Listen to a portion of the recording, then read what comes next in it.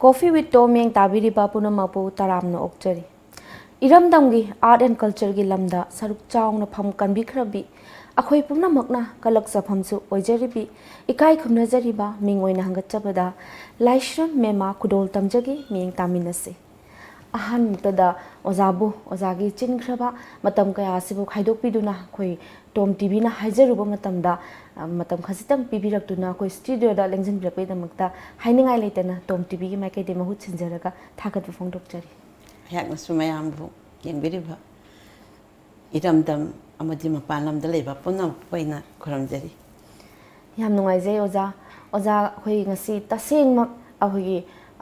Tom TV, Quaidi, Labak Pavani, Habasi Tamsage, the same Maga, Akoi, Matang Koi Meamama, what is it, Sanazagre, Away Nasi, Ozaga, Sana Pangzab, Tang Pangzab, Hangaitana, Nungaiba Pause, and Ozakoi Laxagi, Kui, what I say, Nungai, Sunum Sanazi, Aquina Anganga, Digi, Oza's peeling idea, Ozai say, Yamasuzagoi Sazare, Adubo, Aquina, Tasena, Adugi, Matam Marakra Ugi Bedegi, Nasi Pawada. We was as a Kadai Kragi, Habigi Wangze, Huzik Labor, Nahasin, Tatana Tamuida, Pauzaba Hangzabang Atani. And Ozasi Isagi Sahi 6 years tagi, Isagi Lamsta, Hong Tangs in Big Hay, Masakadai Pau, Chumbagi, Hapitan Tambios. Hoi Padana 6 years the git of Basibudi a stage sole, Quiggy, Isiagaloidana, quite a hammer, it's Nagi Guru Nebako. It's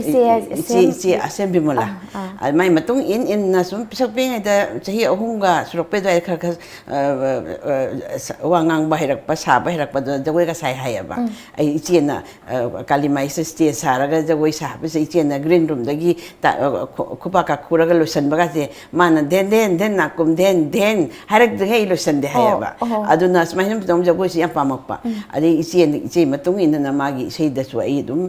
in the Yaur air, and drama, the Haraga child artist in a Rumholgi drama, get to come. I see not Punamak, Mana Baskela Yar me a yaure, at the Gitri Nats at the a yaure, at the mind of what they see Matung in a sea of you or Ebeniqua. Yamnoise Oza Queen Tazabada, when a Kangzabada Ozaze, Yai School gi, Heru and Balekai, the Gihan Kangze, Ado Ozagi, a Popi, Ima Babagi. Adigi Ichinauka super, Adu Hapetan Kazatan Tambu. Hiruhan Balekai is the Axipol Panigua, Egi Imana Indomuki, Wenam Ningon, Asimon Bigo, Ipana, Asembra Jabidu, Aduga, Egi Ichilinau, Isiga Egadani, the Egina Eicha, and a homni, whom the Annie Hidre, Amatomba lady. Issue a homely, issue no piumga, issue Nupa Anikaka lady. I take Budi Toina, and say no my lines, but like it, Adubo, Pamadi Lumpami, Jatom Basisu, Adum Map, Profession de Manadre Ega, Hobby when Adum Tawi Mokoisina. Akoye Ipuro begaming Amadi Sijabetan Tambi. Ipureba Sina Quaidigi Egidi Mana. It's an Hanba Guru, and you suppose not a Puribasi or Hypasay, Sana, the Yamaka, Ajayava. Ninja do man, not an see or isse, I see your Pangamba Lateva. Mana AC, Mama Sase, NIS, Patialagi, National Institute Sportski, Patialas Daba. I am a basic masse, athletic coach in a Tolopony. Army Navy Air Force Services coach or me. I say, see the Masasi, Armiga say, resigned to Oga, at the mind of Nai, say, see you in a vina, Manas, Mana, Honabirapani. Tasina sacrifice never to Yam Takase, Akoza, Zakoi, Tasine, Zabu, Ilam Damasiki, Singarama, Nihabada, Akoi, Haninga Latana, Koi, Puru Basinasu, support of Vina Tapiri, Yam Takat perform doctory, Puru, and the Ming see Hapetan from Binams and LAISHRAM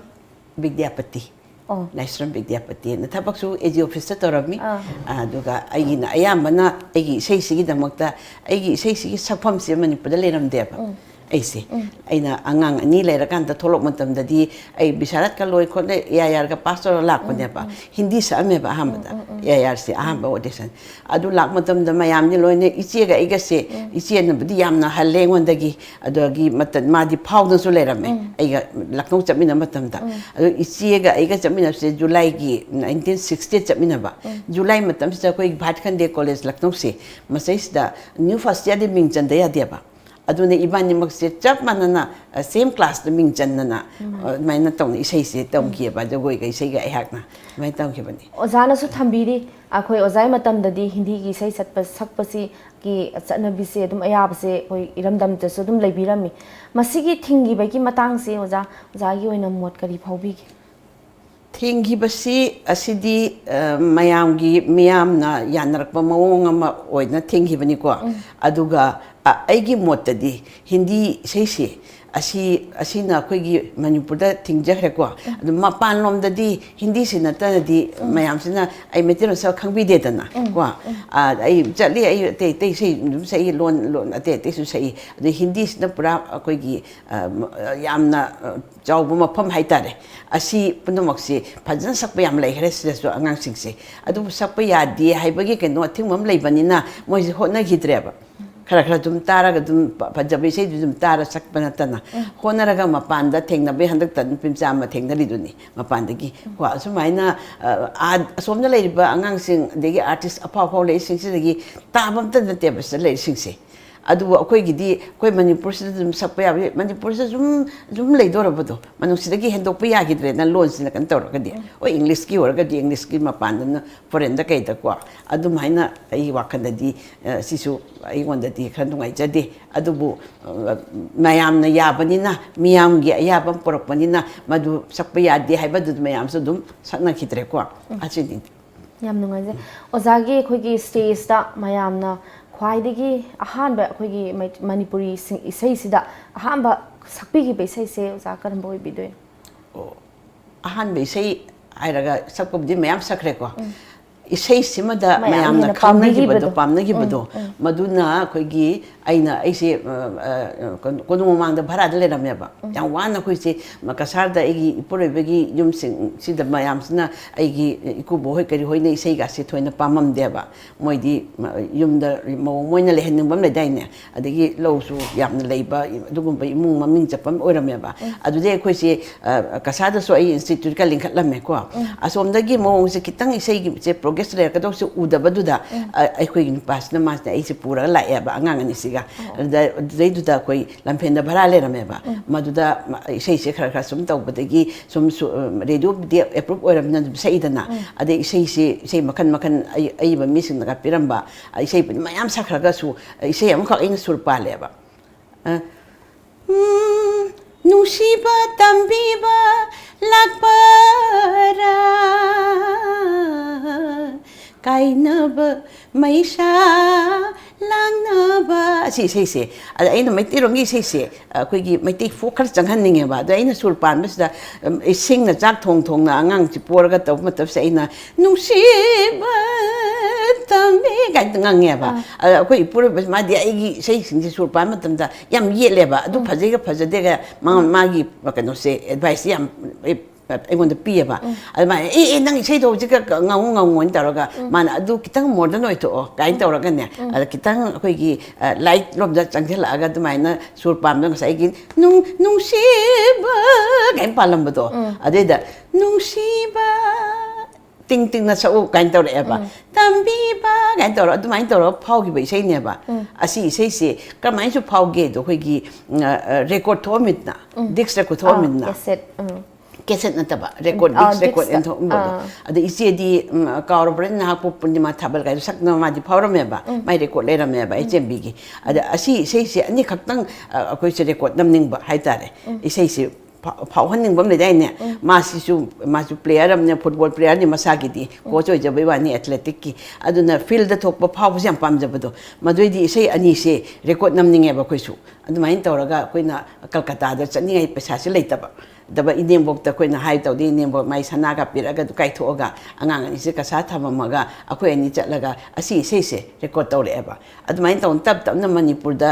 ꯁꯛꯄꯒꯤ ꯃꯐꯝ ꯑꯃ ꯂꯩꯔꯛꯑꯦ ꯑꯗꯒꯤ night ꯀꯥꯏꯁꯨ ꯇꯧꯔꯛꯑꯦ town Pahari night ꯑꯩꯅ ꯂꯩꯔꯝꯃꯤ ꯀꯣ ꯑꯗꯨꯒꯤ ꯃꯊꯪꯗ ꯑꯩꯒꯤ ꯁꯅꯥꯒ ꯀꯥꯏꯊꯣꯛꯑꯒ ꯏꯁꯤꯡ ꯏꯆꯥꯎ ꯇꯦꯡꯕꯥꯡ ꯁꯣꯅꯤ ꯀꯥꯏꯅ ꯇꯧꯔꯒꯅꯦ ꯑꯁꯥꯝꯒꯤ ꯑꯗꯨꯃꯥꯏꯅ ꯇꯧꯔꯒ ꯑꯩꯈꯣꯏ ꯏꯄꯨꯔꯣꯏꯕꯁꯤꯅ ꯃꯥꯅ ꯄ꯭ꯔꯣꯒ꯭ꯔꯥꯝ ꯑꯃ ꯐꯖꯅ ꯁꯤꯜꯂꯒ ꯏꯁꯩ ꯁꯛꯄꯒꯤ ꯄ꯭ꯂꯦꯠꯐꯣꯝꯁꯦ ꯐꯪꯅꯕ ꯑꯗꯨꯃꯥꯏꯅ ꯇꯧꯏ ꯑꯗꯩ ꯊꯕꯛꯇꯁꯨ ꯒꯣꯔꯃꯦꯟ ꯃ꯭ꯌꯨꯖꯤꯛ ꯀꯣꯂꯦꯖ ꯍꯧꯖꯤꯛ ꯂꯩꯔꯤꯁꯦ ꯃꯇꯝꯗ 30-40 ꯁꯨꯃꯥꯏꯅ ꯐꯪꯅꯔꯝꯃꯦꯕ ꯇꯣꯂꯣꯞꯁꯦ ꯑꯗ ꯑꯩꯗꯤ ꯍꯥꯏꯐꯦꯠ ꯇꯨꯡꯗ ꯂꯥꯛꯄꯅꯤꯅ ꯑꯩꯒ ꯃꯌꯥꯝ ꯃꯥꯟꯅꯅ ꯀꯩꯅꯣ ꯇꯧꯈꯤꯕ ꯄꯥꯁ ꯇꯧꯃꯤꯟꯅꯈꯤꯕ ꯑꯗꯩ ꯏꯆꯦꯁꯨ ꯄꯨꯝꯅꯃꯛꯁꯨ ꯂꯣꯏ ꯊꯕꯛ ꯐꯪ ꯂꯩꯔꯝꯃꯦꯕ ꯂꯨꯄꯥ 50ꯗ ꯆꯥꯔꯁꯨ ꯀꯣ ꯑꯗꯨꯗꯩꯗꯨꯒ ꯊꯕꯛꯁꯤ ꯇꯧꯅꯤꯡꯗꯅ ꯂꯩꯇꯅ ꯏꯁꯩ ꯑꯣꯖꯥꯒꯁꯤ ꯑꯣꯏꯅꯤꯡꯕꯗꯣ ꯑꯗꯨ ꯑꯣꯏꯕ ꯐꯪꯈꯤꯗꯦ ꯃꯐꯝ ꯂꯩꯈꯤꯗꯦꯕ ꯆꯪꯕ ꯃꯐꯝꯁꯦ ꯑꯩꯒꯤ ꯂꯩꯈꯤꯗꯦꯕ ꯑꯗꯨꯗꯩꯗꯤ ꯏꯟꯁꯇꯤꯇ꯭ꯌꯨꯠ ꯂꯤꯡꯈꯠꯂꯤꯅꯤ CTIꯒꯁꯦ ꯂꯤꯡꯈꯠꯂꯤ ꯇꯣꯉꯥꯟꯅ ꯏꯁꯥꯒꯤ ꯂꯤꯡꯈꯠꯄꯤꯔꯒ ꯃꯗꯨꯏꯗꯨꯗ ꯑꯩꯅ ꯇꯞ ꯇꯧꯗꯅ ꯃꯗꯨꯗ ꯁꯛꯄ ꯁꯥꯇ꯭ꯔ ꯇꯝꯕꯤꯕ ꯑꯗꯒꯤ ꯄ꯭ꯔꯣꯒ꯭ꯔꯥꯝꯒꯁꯦ ꯈꯔ ꯆꯠꯈꯠꯂꯛꯄ ꯑꯗꯨ ꯃꯥꯅ ꯌꯥꯝ ꯋꯥꯅ ꯄꯥꯡꯒꯩꯗꯒ ꯆꯠꯂꯒ ꯊꯕꯛꯀ ꯇꯧꯗꯅ ꯂꯨꯄꯥ 150 ꯈꯛꯇꯪ ꯐꯪꯉꯝꯃꯤ 73 ꯑꯗꯨꯋꯥꯏꯗꯨꯗ ꯑꯗꯨꯃꯥꯏꯅ ꯇꯧꯔꯒ ꯏꯆꯥ ꯑꯅꯤꯁꯤꯒ ꯊꯥꯛꯑꯒ ꯑꯗꯨꯃꯥꯏꯅ ꯂꯩꯔꯛꯄꯅꯦꯕ ꯃꯅꯤꯄꯨꯔꯁꯤꯗ ꯍꯧꯖꯤꯛ ꯏꯟꯁꯇꯤꯇ꯭ꯌꯨꯠꯁꯤꯗꯤ ꯑꯣꯖꯥ ꯀꯅꯥꯅ ꯔꯟ ꯀꯃꯥꯏꯅ ꯇꯧꯕꯤ ꯏꯟꯁꯇꯤꯇ꯭ꯌꯨꯠꯁꯤ ꯍꯧꯖꯤꯛ ꯑꯩꯒꯤ ꯏꯄꯥꯅꯨꯄꯥ ꯈꯣꯏꯔꯥꯛꯄꯝ ꯕꯤꯔꯦꯟ ꯃꯥꯅ ꯑꯦꯗꯃꯤꯅꯤꯁꯇ꯭ꯔꯦꯁꯟ ꯄꯨꯔꯤ ꯀꯣ ꯑꯗꯨꯒ ꯏꯁꯩ ꯇꯝꯕꯤꯕꯗꯅ ꯑꯩꯈꯣꯏꯒꯤ ꯀꯥꯃꯦꯁꯣꯔ ꯑꯗꯨꯗꯒꯤ ꯏꯆꯦꯁꯨ ꯑꯗꯨꯝ ꯇꯝꯕꯤꯔꯤ ꯃꯥꯒꯤ ꯁꯥꯇ꯭ꯔ ꯄꯨꯊꯣꯛꯑꯦꯕ ꯃꯌꯥꯝꯁꯦ ꯑꯦꯛꯖꯥꯝ ꯁꯦꯟꯇꯔ ꯑꯣꯏꯗꯅ ꯑꯩꯁꯤꯗ ꯊꯥꯔꯤꯕ ꯑꯗꯒꯤ ꯄ꯭ꯔꯥꯏꯚꯦꯠ ꯇ꯭ꯌꯨꯁꯟ ꯇꯧꯔꯒ ꯑꯩꯈꯣꯏ ꯏꯟꯗꯨꯕꯂꯥ ꯃꯥꯁꯨ ꯇꯝꯕꯤ ꯑꯗꯨꯗꯒꯤ ꯑꯩꯈꯣꯏꯒꯤ ꯕꯤꯗ꯭ꯌꯥꯄꯇꯤ ꯏꯁꯩ ꯁꯛꯄ ꯄꯝꯆ ꯑꯗꯨ ꯃꯥꯅꯁꯨ ꯃꯥꯏ ꯁꯥꯇ꯭ꯔꯁꯤꯡ ꯇꯧꯔꯒ ꯑꯗꯨꯃꯥꯏꯅ ꯇꯧꯔꯛꯄ ꯐꯖꯅ ꯄꯩꯈꯥ ꯇꯧꯗꯅ ꯍꯧꯖꯤꯛ ꯃꯤ ꯁꯥꯇ꯭ꯔꯁꯨ ꯌꯥꯝ ꯌꯥꯝꯃꯦ ꯑꯗꯨꯃꯥꯏꯅ ꯇꯧꯗꯅ ꯔꯦꯗꯤꯑꯣ ꯄ꯭ꯔꯣꯒ꯭ꯔꯥꯝꯒ ꯄꯤꯗꯅ ꯇꯧꯔꯤꯑꯕ ꯏꯟꯁꯇꯤꯇ꯭ꯌꯨꯠꯁꯦ ꯐꯖꯅ ꯃꯃꯤꯡ ꯆꯠꯇꯅ ꯂꯩꯔꯝꯃꯦꯕ ꯑꯩꯈꯣꯏ ꯄꯨꯝꯅꯃꯛꯀꯤꯗꯤ ꯂꯥꯏꯕꯛ ꯌꯥꯝ ꯐꯕꯅꯤ ꯑꯣꯖꯥꯅ ꯑꯩꯈꯣꯏ ꯉꯁꯤ ꯏꯟꯁꯇꯤꯇ꯭ꯌꯨꯠꯇꯨ ꯍꯥꯡꯕꯤꯔꯝꯗꯅ ꯁꯥꯇ꯭ꯔ ꯀꯌꯥ ꯑꯃ ꯏꯟꯁꯇꯤꯇ꯭ꯌꯨꯠꯁꯤ ꯂꯤꯡꯈꯠꯄ ꯃꯇꯝꯗ AG ꯑꯣꯐꯤꯁꯀꯤ ꯃꯌꯥꯝꯁꯨ ꯃꯇꯦꯡ ꯄꯥꯡꯕꯤ ꯑꯩꯒꯤ ꯁꯥꯇ꯭ꯔ ꯃꯃꯤꯡ ꯏꯁꯩ ꯅꯣꯡꯃꯥꯏꯒꯤ ꯄ꯭ꯔꯣꯐꯦꯁꯅꯦꯜꯗꯤ ꯑꯣꯏꯗ꯭ꯔꯕ ꯑꯩꯈꯣꯏꯒꯤ ꯊꯕꯛꯇ ꯍꯥꯏꯔꯒ ꯄꯣꯁꯇꯤ ꯑꯆꯧꯕ ꯃꯌꯥꯝ ꯂꯩꯔꯤꯕ ꯃꯣꯏ ꯃꯌꯥꯝꯅꯁꯨ ꯃꯇꯦꯡ ꯑꯩꯈꯣꯏ ꯁꯥꯟꯇꯣꯝꯕꯤ ꯑꯗꯒꯤ ꯁꯨꯅꯣꯇꯥ ꯗꯦꯕꯁꯦꯈꯣꯔ ꯅꯨꯄꯤ ꯑꯗꯒꯤ ꯑꯩꯈꯣꯏꯒꯤ ꯁꯃꯥꯟꯗꯩ ꯅꯨꯄꯤ ꯑꯗꯨ ꯃꯣꯏ ꯃꯌꯥꯝꯁꯦ ꯂꯣꯏꯅ ꯑꯩꯈꯣꯏ ꯄ꯭ꯔꯣꯒ꯭ꯔꯥꯝꯒꯁꯦ ꯁꯤꯟꯕꯤ ꯈꯣꯠꯄꯤ ꯇꯧꯗꯅꯕ AG ꯑꯣꯐꯤꯁꯀꯤ ꯖꯤꯇꯦꯁꯣꯔ ꯑꯗꯒꯤ ꯃꯌꯥꯝ ꯂꯩꯔꯤ ꯃꯌꯥꯝꯁꯤꯅ ꯂꯣꯏꯅ ꯃꯇꯦꯡ ꯄꯥꯡꯕꯤꯔꯒ ꯁꯨꯃꯥꯏꯅ ꯇꯧꯈꯤꯕ ꯏꯟꯁꯇꯤꯇ꯭ꯌꯨꯠꯅꯦꯕ ꯌꯥꯝ ꯅꯨꯡꯉꯥꯏꯖꯩ ꯑꯣꯖꯥ ꯑꯩꯈꯣꯏ ꯃꯇꯝꯗꯨꯗ ꯁꯛꯈꯤꯕ ꯏꯁꯩꯁꯦ ꯏꯁꯩ ꯃꯇꯝꯗꯨꯗ ꯁꯛꯄꯒꯤ ꯑꯩꯈꯣꯏꯒꯤ ꯏꯁꯩꯒꯤ ꯃꯌꯦꯛ ꯑꯗꯒꯤ ꯑꯩꯈꯣꯏꯒꯤ ꯁꯨꯔ ꯇꯥꯜꯁꯤꯡꯁꯤꯒ ꯍꯧꯖꯤꯛ ꯁꯛꯏꯕ ꯇ꯭ꯔꯦꯟꯗ ꯍꯧꯖꯤꯛ ꯁꯛꯅꯔꯤꯕ ꯏꯁꯩꯁꯤꯒ ꯈꯦꯠꯅꯕꯁꯦ ꯑꯩꯈꯣꯏꯅꯁꯨ ꯑꯗꯨꯝ ꯈꯖꯤꯛꯇꯪ ꯈꯦꯠꯅꯕꯗꯤ ꯎꯖꯩ ꯃꯁꯤ ꯃꯇꯥꯡꯗ ꯑꯣꯖꯥꯒꯤ ꯃꯣꯠ ꯈꯖꯤꯛꯇꯪ ꯐꯣꯡꯗꯣꯛ ꯑꯩꯈꯣꯏꯅ ꯑꯉꯥꯡ ꯑꯣꯏꯔꯤꯉꯩꯗ ꯇꯥꯖꯔꯝꯕ ꯑꯩꯈꯣꯏꯒꯤ ꯄꯥꯕꯨꯡ ꯑꯉꯥꯡꯕꯝ ꯅꯤꯃꯥꯏ ꯑꯗꯒꯤ ꯑꯣꯖꯥ ꯄꯥꯕꯨꯡ ꯒꯧꯔꯍꯔꯤ ꯂꯥꯏꯁ꯭ꯔꯝ ꯒꯧꯔꯍꯔꯤ ꯃꯣꯏꯒꯤ ꯃꯇꯝꯗ ꯑꯗꯨꯏ ꯃꯃꯥꯡꯒꯤꯗꯤ ꯑꯩ ꯊꯣꯏꯅ ꯈꯪꯗ꯭ꯔꯦꯀꯣ ꯃꯇꯝꯗꯣ ꯁꯛꯅꯔꯝꯕ ꯑꯥꯙꯨꯅꯤꯛ ꯍꯥꯏꯔꯝꯃꯤꯀꯣ ꯑꯥꯙꯨꯅꯤꯛ ꯍꯥꯏꯅ ꯍꯥꯏꯔꯝꯃꯤ ꯍꯧꯖꯤꯛ ꯃꯌꯥꯝ ꯃꯇꯝ ꯏꯁꯩ ꯍꯥꯏꯔꯤꯁꯦ ꯍꯥꯏꯗꯤ ꯍꯣꯏ ꯃꯇꯝ ꯏꯁꯩꯁꯦ ꯃꯃꯥꯡꯉꯩꯗ ꯑꯥꯙꯨꯅꯤꯛ ꯑꯅ ꯑꯥꯙꯨꯅꯤꯛ ꯑꯗꯣ ꯃꯈꯣꯏꯁꯨ ꯏꯁꯩꯁꯤ ꯃꯄꯥꯟꯂꯣꯝꯗꯒꯤ ꯑꯗꯨꯝ ꯁꯨꯔ ꯕꯦꯡꯒꯣꯜꯗꯩ ꯈꯪꯗꯦ ꯀꯩ ꯈꯪꯗꯦ ꯃꯌꯥꯝꯁꯦ ꯈꯔ ꯐꯖꯕ ꯃꯌꯥꯝꯗꯣ ꯇꯧꯔꯒ ꯃꯩꯇꯩꯒꯤ ꯑꯣꯏꯕ ꯃꯁꯥꯒꯤ ꯑꯣꯏꯕ ꯄꯥꯜꯂꯒ ꯑꯗꯨꯃꯥꯏꯅ ꯁꯛꯑꯝꯃꯤ ꯑꯩꯈꯣꯏꯒꯤ ꯁꯥꯏꯒꯣꯜ ꯍꯣꯏꯅꯒ ꯁꯛꯄꯒꯤ ꯁ꯭ꯇꯥꯏꯜꯗꯣ ꯑꯗꯨꯃꯥꯏꯅꯒ ꯇꯧꯔꯁꯨ ꯁꯛꯅꯔꯝꯃꯦꯕꯀꯣ ꯑꯗꯒꯤ ꯃꯇꯨꯡ ꯇꯥꯔꯛꯄꯗ ꯑꯃꯨꯛ ꯍꯤꯟꯗꯨꯁꯇꯥꯅꯤ ꯁꯪꯒꯤꯠꯀ ꯇꯝꯅꯔꯨꯔꯒ ꯑꯗꯒꯤ ꯍꯤꯟꯗꯨꯁꯇꯥꯅꯤꯒꯁꯨ ꯈꯔ ꯆꯪꯍꯟꯕ ꯐꯣꯛꯀꯁꯨ ꯈꯔ ꯆꯪꯍꯟꯕ ꯑꯗꯨꯃꯥꯏꯅ ꯇꯧꯗꯅ ꯁꯨꯝ ꯑꯣꯜꯂꯛꯄꯗꯤ ꯑꯣꯜꯂꯛꯑꯦꯕꯀꯣ ꯑꯗꯒꯤ ꯍꯧꯖꯤꯛ ꯂꯩꯔꯤꯁꯤꯅ ꯑꯉꯥꯡꯁꯤꯡꯁꯤꯅ ꯑꯃꯨꯛ ꯁꯛꯏꯁꯤꯅ ꯑꯃꯨꯛ ꯈꯖꯤꯛꯇꯪ ꯋꯦꯁꯇꯔꯟꯂꯥꯏꯁ ꯈꯔꯁꯨ ꯑꯣꯏꯕ ꯑꯗꯒꯤ ꯃꯅꯤꯄꯨꯔꯒꯤꯁꯨ ꯈꯔ ꯆꯪꯕ ꯃꯩꯇꯩꯒꯤꯁꯨ ꯈꯨꯌꯦꯛ ꯈꯔ ꯆꯪꯕ ꯑꯗꯨꯃꯥꯏꯅ ꯇꯧꯔꯒ ꯁꯨꯝ ꯄꯥꯟꯅꯔꯛꯑꯦꯕ ꯁꯨꯝ ꯑꯑꯣꯟꯕꯁꯦ ꯁꯨꯝ ꯂꯥꯛꯅꯔꯦꯕ ꯑꯩꯈꯣꯏꯒꯤ ꯃꯣꯕꯥꯏꯜ ꯍꯥꯏꯔꯒ 2G 3G 4G ꯀꯥꯏꯅ ꯊꯣꯛꯂꯛꯑꯦꯗꯅ ꯑꯁꯨꯃꯥꯏꯅ ꯑꯣꯟꯕ ꯇꯥꯕꯅꯤ ꯃꯇꯝꯗꯨꯒꯤ ꯃꯇꯨꯡ ꯏꯟꯅ ꯃꯌꯥꯝꯅ ꯄꯥꯝꯅꯔꯤꯕ ꯚꯥꯕꯣꯛꯅ ꯄꯥꯝꯅꯔꯤꯕ ꯑꯗꯨꯃꯥꯏꯅ ꯆꯦꯟꯖꯁꯤ ꯂꯥꯛꯄ ꯇꯥꯕꯅꯤ ꯃꯇꯝ ꯏꯁꯩꯁꯦ ꯄꯨꯟꯅꯅꯦ ꯊꯝꯕ ꯌꯥꯄꯣꯟꯇꯦ ꯑꯁꯤꯒꯤ ꯕꯥꯎꯟꯗꯔꯤꯁꯤ ꯃꯅꯨꯡꯁꯤꯗ ꯁꯨꯔ ꯄꯥꯟꯗ꯭ꯔꯗꯤ ꯑꯁꯤ ꯃꯅꯨꯡꯁꯤꯗ ꯃꯌꯦꯛ ꯏꯗ꯭ꯔꯗꯤ ꯌꯥꯗꯦ ꯍꯥꯏꯕꯁꯤ ꯊꯝꯍꯟꯅꯤꯡꯗꯦꯕ ꯊꯝꯕꯩꯁꯨ ꯃꯊꯧ ꯇꯥꯗꯦꯕ ko aigi wakhani ko ase adigi mayek ki matang hairagana ai kesu authorize ya kadona te ngang bagi shakti leite ko koi gi akhang hayam lai khar poni masai sa mayek se koi thaina gi meite gi mayek kai se koi su thoina khangam deba adum sakhi be wane ba I bamna tawraga artaga thoina khangput na teba adubu akoi gi loan chumna gi wari sana bada su harsi akoi aidi kasar di yum pan manina kasar mi sin se hay as manipur di makanaw ka yam no khar poni wa se thot na engna gan tawi hay base mai hay ba adagi hojik na akoi gi mapan ka samnarak pa mapan da leiri ba kasar da lei mete miam si wangang sang ka ton se haigat koi bengali kita ki na kain to ba koi le na adu main to bai mong se lak na ba koi hujik manipur da su adugi athot no ba se kar wat krep ai su khanja ba ai gi mota ade koi bharga se e gumma ngang na batari haibada sema ngang na banta chumna ngang na ba su khanaw se khar kan na re ba adagi mai ki matang na koi gi kasarom na ne mathauta de ka haibase koi kasar marol lore mathauta de do darka lete na khangne ba ko adagi amu pe ko satin se pe hare ko no ga da ngang na ba adubu madusu pe du su satin su pe ni mathauta de du su adagi ngasai gi darka ta de du adu punna mo se ko kano da haraga football hai si ekoi na tholi na te adi english na thola ira moi da gi ekoi na to lo ira ade ekoi na mu ekoi gi si moi na ma to lo ira adi sangon kangji haraga kangji hai se ina sum ta ja ba dictionary da moi su kangji en hai jani ko english ki da kangji na du mai na hai brain khale ba da kangji haraga su moi na karmai na to da gi hai ba du gi artha ga du hando ga kangji nu hai gre ba moi su natra adu mai na football si du football du hai ba adu mai na mai sing se migi oi pakhang da ma ba koi da hapcha laga mayam khangna ri ba ngang si khang de kwa adu pukai si jum chawro ka tai khali mayam se apun mayam se loksal laga masai sta asina ai gi ni sin migi ni kain tawba se masi koi isai gi matang da di asi sugum ba haidok pi da ba masi nei na ba da ri yam je oza na mamal yam no ba wai kya ma thambi bai da makta oza khoi oza de gi khoi ngasi yam khorang na khoi beer sing na su adigi khoi tom tv ni tom tv staff sing na su khorang ngai jali bai se emtang khudol tambiu hain thamjage manjanang bu tabra to wi sei do adum tang adu di duet ni kwa ya oza ki part dan sakpi le ai ni sung sakye kwa adi mamang da matek lai na mamam hai ni nang bolam jani moirang yum thong khoding da nang na lam ja oi ra su ningol ai gi di thawai ni manje nang bu tabara hayo nu ja thamoi paudam se manje nang bu tabara hayo oza sahi huji lai ba sahi siga matam du da sakiba khonjel do kaimta hongba leite simak na ne melody queen of manipur na khoi mingthol oza da pibirami se simak na ne haba se khoi masa ojari ba khoi na sunga si se taseng na yaning ba khoi thamoi da nungai ba se phauje oza takat chali oza khoi gatang oza da ya ba lojara ka break masa am tang lomina se viewers break masa am tang lomina se China Call. For the first time in the history of satellite television channel in Manipur. Ipa, ima kinam tau kre.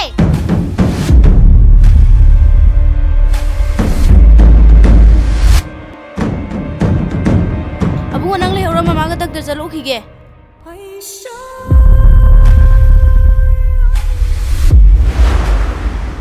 China Call. Crime Watch. A mega TV serial based on true stories.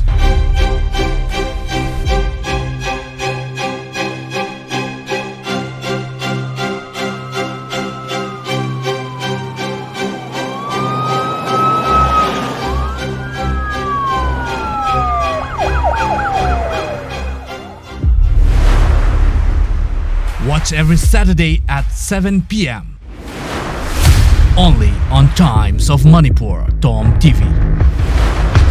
Starting from 11th May 2019.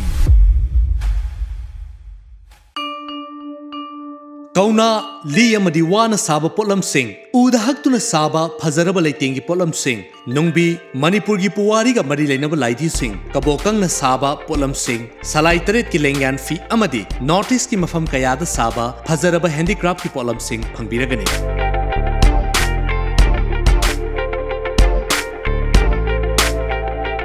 Plastic ki mapal tangbagi mahutta mahusagi potlam na saba potok sing sizinabiyo.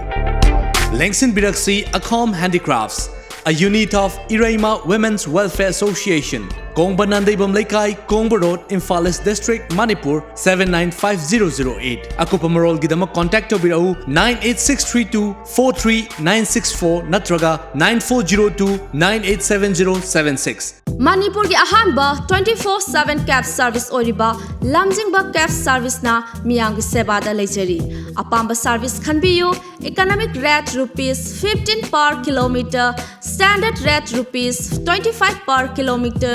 luxury rate rupees 55 per kilometer with base fare of rupees 40 Manipur ki district singi maru oina Senapati Ukhrul Churchanpur Kakching More Chandela chingba sing Chananabagisu ataba mamalda book to wiba yaragani. Manipur gi mapan gi lamsing haibadi Guwahati, Silong, Dimapur, Silchar na chingba sing chananabagisu book to biyu loina na luhongba amadi atopa thabak thorom ki damakta su akhanaba discount pizari. He na kupa marol ki damak contact to biyu aikoi gi contact number 180010279559 Natraga 8794613154. Aikhoigi website www.lamjingbatomtv.com. Break ki matungda taram na mokchari. Oza khoi makha chata jarpoina hausi mamang da oza na khudol tambi ki ba isai do manjanang bu tabra hai ba isai sibu akhoi kanana ibigi bino sur kanana manjanang bu tabra si khoi gi tamo Jenta Kumar Sharma iki bani tamo pari gai bani sakhi ba isai yam nungaje oza khoi tasengna yamna hoji mamang da mayam di khangbi gi hoji inkhalak li ba naha anambana oza gi se kamai tawraga khoi Manipur dagi mapanamda dum laikhibano haibagi wangje tattan hangnei masi matangda ozana khajitang share to biba yaragadi madusu masi ai Manipur da chakhibasi ahambada ayakse fellowship chatlame ko Manipur da government thadana classical gi gharana matang tambagi adbe hala matungda ayana Manipur gi damakta Manipur gi lairik khangde textbook ka I katan tawre ko akoi gi angang class 7 gi sur bigyan na aje ahamba textbook haitare isai gi maramda Manipur gi school gi angang sing maduda yamna akoi pesa laitamina yamna phongam deba government na bude piraka dorimni hanadi sana ijaraga senting jaraga block asaba ko pataw na yang wan hojiti computerize yam lairamna wadre dana adu matam da yang wan na tawra sur bigyan si adubu matam da school da music ki oja sing je thambang ngam da badagi government na oja hapangam da badagi koi bisharat mayam thole mayam se kdai thabak pini school puna da hapangam da badagi lairik se puna government election bihiba ado sing mangaga changwa ado koi na nam ngam jada badagi pesa su leita badagi phadiam nam ma de pesa phanyam phang do yam sum oja koi palam da koi na matam sang na su dum laibire akoi punsi supa adum ada dum laibira ka tra ngasai gi na aina kamaina chakhin haibado ado sumain tawramaga madudagi ai icha ani leihidre ko icha mana Manipur da leihidabani amana kasada leitabani icha to pisak se simta ngairabani hosiko adu isei to ureba jahimu adi mayam na sum hairapadagi wana mayam Manipur da tanari mayam si yum thong kudingi macha amam leitabase lum yaunarabane ba koi matam duda adu di kharabu lep khare ko adu nungainda mayam sidagi ai isei se masi sau hairapad mai tong sakpa hogi ba adu dagi koi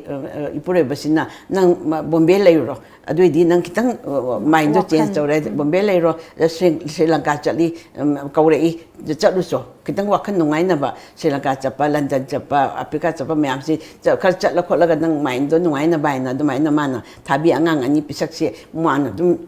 ꯁꯦꯟꯅꯍꯧꯔꯒ ꯂꯩꯍꯧꯔꯤꯕꯅꯦꯕ ꯑꯗꯨꯃꯥꯏꯅ ꯇꯧꯔ ꯆꯠꯈꯤꯕꯅꯦꯕ ꯕꯣꯝꯕꯦꯁꯤ ꯂꯩꯈ꯭ꯔꯤꯁꯦ ꯑꯗꯨꯃꯥꯏꯅ ꯇꯧꯈꯤꯕꯅꯤ ꯅꯨꯡꯉꯥꯏꯖꯩ ꯑꯗꯣ ꯑꯩꯈꯣꯏ ꯏꯔꯝꯗꯝꯁꯤꯗꯁꯨ ꯃꯔꯛ ꯃꯔꯛꯇ ꯑꯗꯨꯝ ꯑꯩꯈꯣꯏ ꯊꯣꯛꯄꯤꯔꯛꯑꯒ ꯑꯩꯈꯣꯏꯒꯤ ꯏꯁꯩ ꯈꯨꯗꯣꯜ ꯇꯝꯕꯤꯔꯤ ꯍꯥꯏꯅꯁꯨ ꯑꯩꯅ ꯇꯥꯖꯔꯤ ꯂꯥꯛꯏꯕ ꯑꯩꯈꯣꯏ ꯇꯥꯡ 19ꯁꯤꯗꯁꯨ ꯑꯩꯈꯣꯏ ꯑꯣꯖꯥ ꯑꯩꯈꯣꯏ ꯏꯁꯩ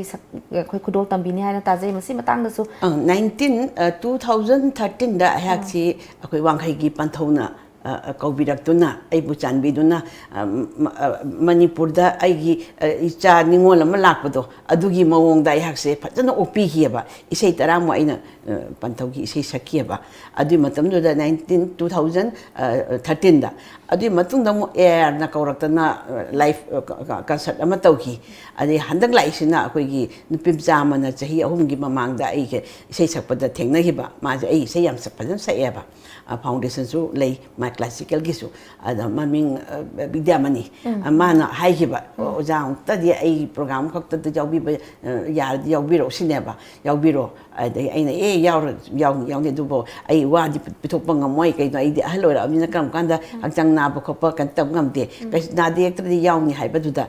ꯂꯥꯛꯄꯒꯤ ꯋꯥꯅꯤ ꯍꯟꯗꯛ ꯂꯥꯛꯏꯁꯦ ꯌꯥꯝ ꯅꯨꯡꯉꯥꯏꯖꯩ ꯑꯣꯖꯥ ꯑꯩꯈꯣꯏ ꯋꯥꯔꯤꯁꯤꯅ ꯑꯩꯈꯣꯏ ꯈꯪꯅꯤꯡꯕꯅ ꯍꯪꯅꯤꯡꯕꯅ ꯑꯗꯨꯛꯀꯤ ꯃꯇꯤꯛ ꯑꯩꯉꯣꯟꯗꯁꯨ ꯄꯤꯛ ꯊꯜꯂꯒ ꯂꯩꯔꯦ ꯑꯩꯈꯣꯏꯒꯤ ꯚ꯭ꯌꯨꯋꯔꯁꯤꯡꯗꯁꯨ ꯕꯥꯔꯤꯗ ꯂꯩꯔꯝꯗꯣꯏꯅꯦ ꯑꯗꯣ ꯑꯣꯖꯥ ꯑꯩꯈꯣꯏ ꯏꯁꯩ ꯑꯩꯈꯣꯏꯒꯤ ꯑꯣꯖꯥꯅ ꯁꯛꯄꯤꯈꯤꯕ ꯃꯇꯝꯗ ꯑꯩꯈꯣꯏꯅ ꯑꯉꯥꯡ ꯑꯣꯏꯔꯤꯉꯩꯗꯁꯨ ꯖꯒꯣꯏꯁꯦ ꯑꯗꯨꯝ ꯁꯥꯖꯈꯤ ꯈꯣꯏꯔꯥꯡꯒꯤ ꯊꯃꯣꯏꯁꯦ ꯇꯧꯕ ꯏꯁꯩꯗꯣ ꯑꯝꯇ ꯈꯨꯗꯣꯜ ꯇꯝꯕꯤꯌꯨ ꯑꯁꯤ ꯑꯣꯀꯦꯟꯅ ꯄꯥꯟꯕꯅꯤ ꯁꯨꯔ ꯑꯗꯒꯤ ꯃꯌꯦꯛꯇꯨꯅ ꯑꯩꯈꯣꯏꯒꯤ ꯂꯥꯏꯁ꯭ꯔꯝꯒꯤ ꯅꯨꯄꯤꯃꯆꯥ ꯑꯩꯈꯣꯏꯒꯤ ꯁ꯭ꯀꯨꯜꯒꯤꯅꯤ ꯃꯥꯅ ꯄꯥꯟꯈꯤꯕꯅꯤ ꯃꯌꯦꯛꯁꯤꯅ ꯐꯤꯂꯝꯗꯤ ꯑꯩ ꯀꯥꯎꯈ꯭ꯔꯦ ꯀꯔꯤ ꯐꯤꯂꯝꯗ ꯁꯛꯈꯤꯕꯅꯣꯗꯣ ꯑꯗꯨ ꯏꯁꯩꯗꯤ ꯕꯣꯝꯕꯦꯗ ꯂꯥꯛꯑꯒ ꯔꯦꯀꯣꯔꯗꯤꯡ ꯇꯧꯕꯅꯤ ꯃꯇꯦꯛ ꯑꯃ ꯉꯪꯒꯦꯀꯣ ꯑꯩꯅ ꯁꯨꯔ ꯌꯥꯝ ꯐꯖꯩ ꯃꯥꯒꯤ ꯑꯣꯀꯦꯟꯒꯤ ꯏꯁꯩ ꯄꯨꯝꯅꯃꯛꯁꯨ ꯂꯣꯏ ꯐꯖꯩ ꯑꯁꯤ ꯑꯩꯍꯥꯛꯅꯁꯨ ꯌꯥꯝꯅ ꯊꯋꯥꯏ ꯇꯥꯅ ꯁꯛꯆꯕ ꯍꯥꯏꯇꯥꯔꯦ ꯈꯣꯏꯔꯥꯡꯕ ꯍꯦꯟꯃꯜꯂꯤ ꯇꯞꯊꯈꯣꯅꯤ ꯊꯃꯣꯏ ꯅꯪꯕꯨ ꯂꯣꯟꯅ ꯂꯣꯟꯅ ꯑꯆꯤꯛꯄ ꯂꯩꯀꯣꯜꯗ ꯀꯔꯤꯒꯤ ꯉꯥꯏꯅꯤꯡꯂꯤ ꯂꯝꯂꯥꯟꯕ ꯃꯥꯕꯨ ꯀꯔꯤꯒꯤ ꯉꯥꯏꯅꯤꯡꯂꯤ ꯂꯝꯂꯥꯟꯕ ꯃꯥꯕꯨ ꯑꯣꯖꯥꯁꯤ ꯃꯤꯠꯇ ꯎꯔꯦ ꯑꯩꯅ ꯑꯉꯥꯡ ꯑꯣꯏꯔꯤꯉꯩꯗ ꯁꯥꯈꯤꯕꯗꯣ ꯏꯁꯩꯗꯣ ꯑꯗꯨꯛꯀꯤ ꯃꯇꯤꯛ ꯃꯇꯝꯗꯨꯗꯗꯤ ꯑꯩꯁꯦ ꯀꯅꯥꯅ ꯁꯛꯏꯅꯣ ꯍꯥꯏꯕꯁꯨ ꯁꯨꯈꯪ ꯈꯪꯗꯅ ꯑꯗꯨꯃꯛꯇꯤ ꯄꯥꯝꯖꯈꯤꯕ ꯐꯥꯎꯕ ꯑꯗꯒꯤ ꯁ꯭ꯀꯨꯜ ꯈꯪꯗꯦ ꯑꯗꯒꯤ ꯇꯤꯆꯔꯁ ꯗꯦ ꯈꯪꯗꯦ ꯐꯪꯁꯟꯈꯪꯗꯦ ꯃꯐꯝ ꯈꯨꯗꯤꯡꯃꯛꯇꯁꯨ ꯃꯌꯥꯝꯅ ꯌꯥꯝꯅ ꯄꯥꯝꯅꯅ ꯁꯥꯈꯤꯕ ꯏꯁꯩꯁꯨ ꯑꯣꯏꯈꯤ ꯌꯥꯝ ꯅꯨꯡꯉꯥꯏꯖꯩ ꯑꯣꯖꯥ ꯑꯩꯅ ꯍꯥꯏꯅꯤꯡꯕ ꯑꯃꯈꯛꯀ ꯂꯩ ꯍꯥꯏꯕꯤꯌꯨ ꯑꯣꯖꯥ ꯑꯩꯉꯣꯟꯗ ꯐꯣꯟ ꯌꯥꯝ ꯇꯧꯔꯛꯑꯦꯕ ꯃꯄꯥꯟꯂꯣꯝꯗꯩꯁꯨ ꯑꯩ ꯏꯆꯦ ꯃꯅꯥꯗꯤ ꯏꯃꯥꯅ ꯁꯛꯈꯤꯕ ꯏꯁꯩ ꯑꯩꯈꯣꯏꯅ ꯑꯉꯥꯡ ꯑꯣꯏꯅ ꯇꯥꯖꯍꯧꯕ ꯑꯗꯨꯕꯨ ꯌꯨꯇꯨꯕꯇ ꯌꯦꯡꯕ ꯃꯇꯝꯗ ꯏꯃꯥꯒꯤ ꯏꯁꯩꯁꯦ ꯑꯁꯦꯟ ꯕꯤꯃꯂꯥꯅ ꯊꯥꯔꯒ ꯏꯁꯩ 12 ꯇꯔꯥꯏꯇ ꯁꯨꯃꯥꯏꯅ ꯎꯕ ꯐꯪꯉꯦ ꯍꯥꯏꯔꯦꯕ ꯑꯁꯤꯕꯨ ꯀꯃꯥꯏꯅ ꯇꯧꯔꯤꯅꯣꯅ ꯃꯁꯤ ꯑꯩꯅꯗꯤ ꯈꯪꯖꯗ꯭ꯔꯦꯗꯣ ꯍꯧꯖꯤꯛ ꯃꯇꯝꯁꯤꯒꯤ ꯑꯩꯈꯣꯏꯒꯤ ꯏꯂꯦꯛꯇ꯭ꯔꯣꯅꯤꯛꯀꯤ ꯃꯣꯕꯥꯏꯜꯁꯤꯗ ꯀꯩꯗ ꯌꯥꯎꯕꯁꯤꯡꯗꯣ ꯑꯗꯩ ꯑꯩꯁꯨ ꯌꯦꯡꯕ ꯃꯇꯝꯗ ꯌꯥꯎꯔꯝꯃꯦꯅ ꯈꯪꯉꯕ ꯑꯩꯒꯤ ꯄꯨꯟꯁꯤꯅꯤ ꯀꯥꯎꯔꯛꯂꯦ ꯀꯥꯏꯁꯦ ꯏꯆꯦ ꯃꯃꯤꯡꯗ ꯌꯥꯎꯔꯝꯃꯦ ꯅꯤꯡꯉꯥꯏꯗꯅ ꯆꯥꯛꯂꯤꯕ ꯂꯥꯃꯩꯌꯣ ꯑꯁꯤ ꯏꯆꯦꯁꯨ ꯆꯥꯛꯂꯤꯕ ꯂꯥꯃꯩ ꯌꯥꯝ ꯁꯛꯈꯤꯑꯕ ꯑꯗ ꯑꯩꯒꯤ ꯆꯥꯛꯂꯤꯕ ꯂꯥꯃꯩꯁꯦ ꯍꯥꯞꯄꯛꯏꯕ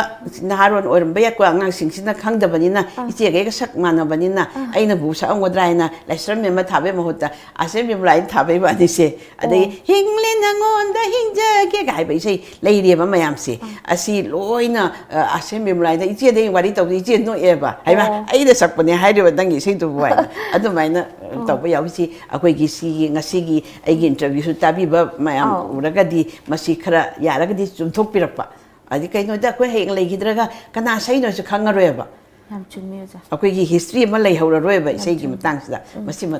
ꯆꯨꯝꯊꯣꯛꯍꯟꯅꯤꯡꯉꯤ ꯑꯩꯈꯣꯏ ꯇꯣꯝ ꯇꯤꯚꯤꯒꯤ ꯃꯥꯏꯀꯩꯗꯒꯤꯁꯨ ꯍꯥꯏꯖꯔꯤ ꯊꯥꯒꯠꯄꯤꯔꯛꯄ ꯃꯇꯝꯗ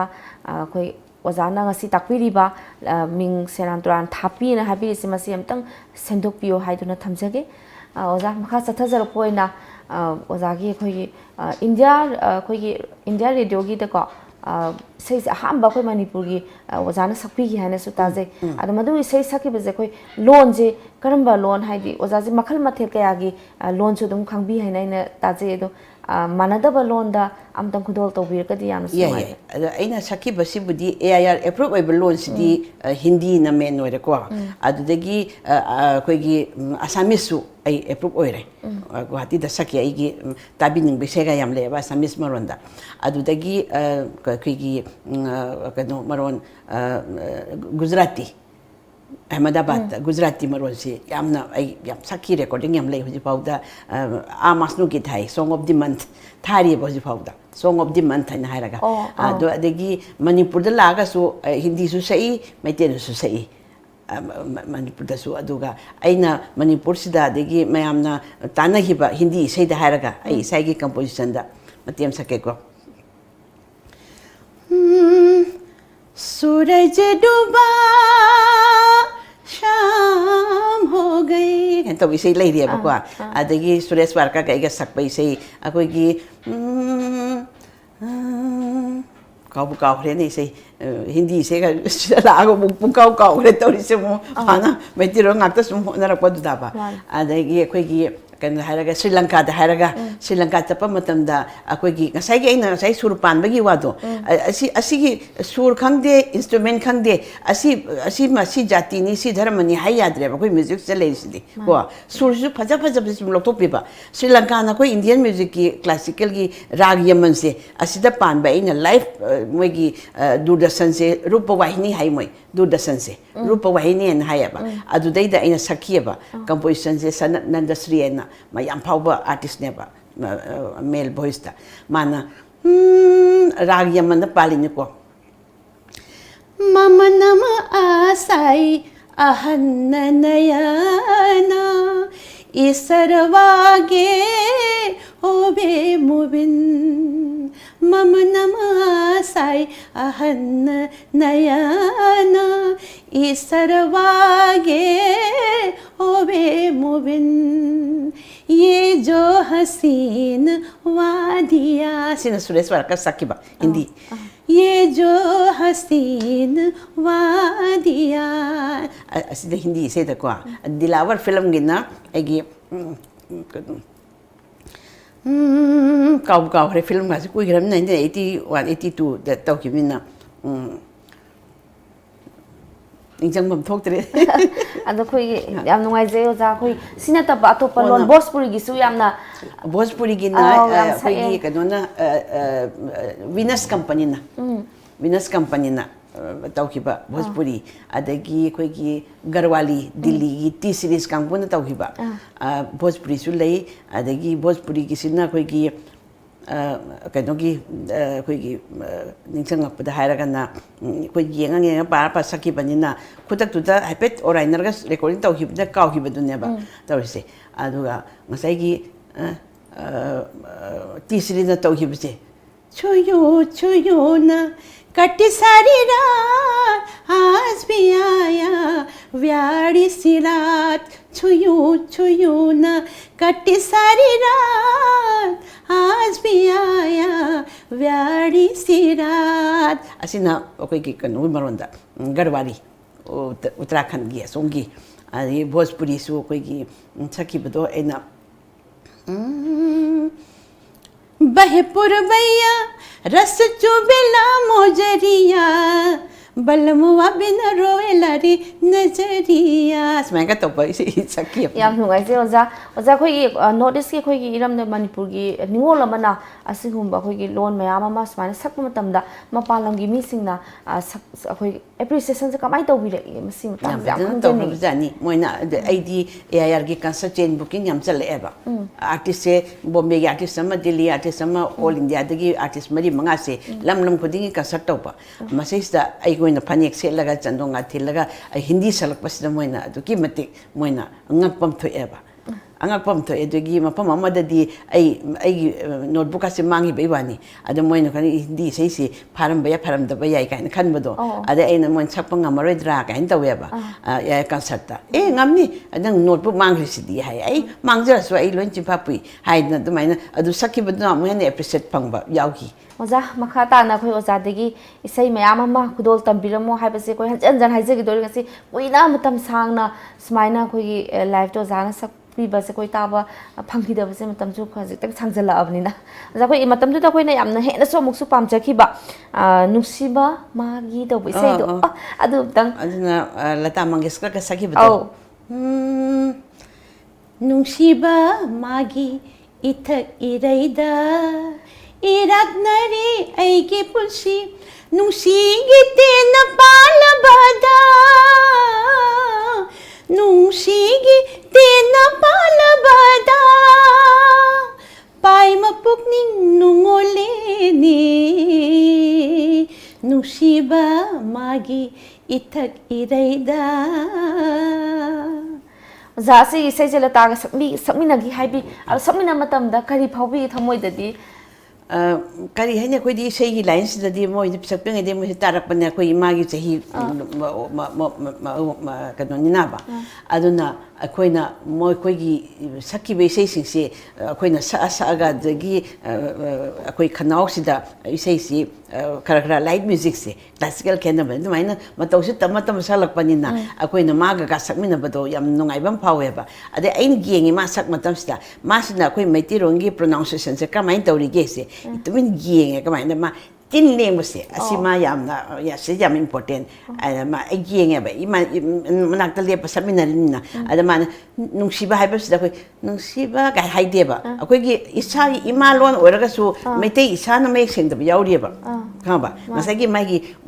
lip moment se ma ai adu ya pati yengi nungsiba magi ithak ireida ga henman gi na sorba ga ma nang se ga bado nang te ga ta bani ta drama se adu mai to ma yamna kan to bani ma yamna thawai yauna padan sei adu ma ga sakmina matam da ai du mong du yengi adagi amana ngasai gi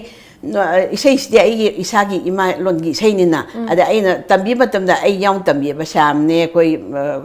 myam se ma bu tambi matam da ma nupa na tambi bu nupin tambi na khade nungai na laidna ma na loksam bado ada ai wanda ap gauna hayaba hairo ai se hairo ba ada ina didi nungsi kite na palabada ai ba se ma adi ma to se tsalam tong ge ba dagi di masale ai ga chamana nungsi kite na palabada asi hekto krene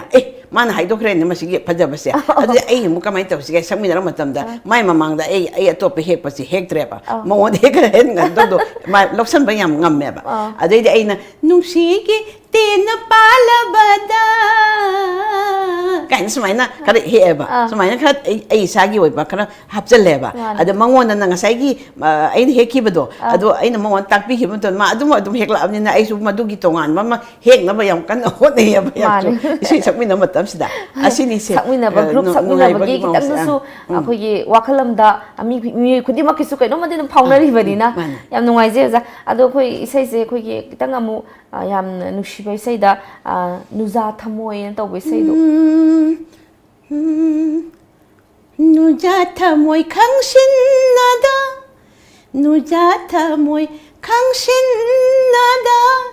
chaina phauda saduna madi chatkhe ningai dana ama khaka mai chaki se am khaka ai da yam thawai yamna ai hai jage to ni wahang amang wakhal da to ma ai yamna thawai tajana sakhi bai tare ko wahang amagi wakhal da paukhum pige khanduna maram leina hingli bani maram leina hingli bani aina achik pamlu bana ꯄꯨꯟꯁꯤꯁꯦ ꯅꯥꯏꯇꯣꯝ ꯇꯥꯖꯕꯅꯤ ꯋꯥꯍꯪ ꯑꯃ ꯂꯥꯟꯈꯤꯕꯅ ꯋꯥꯍꯩꯗꯨꯗ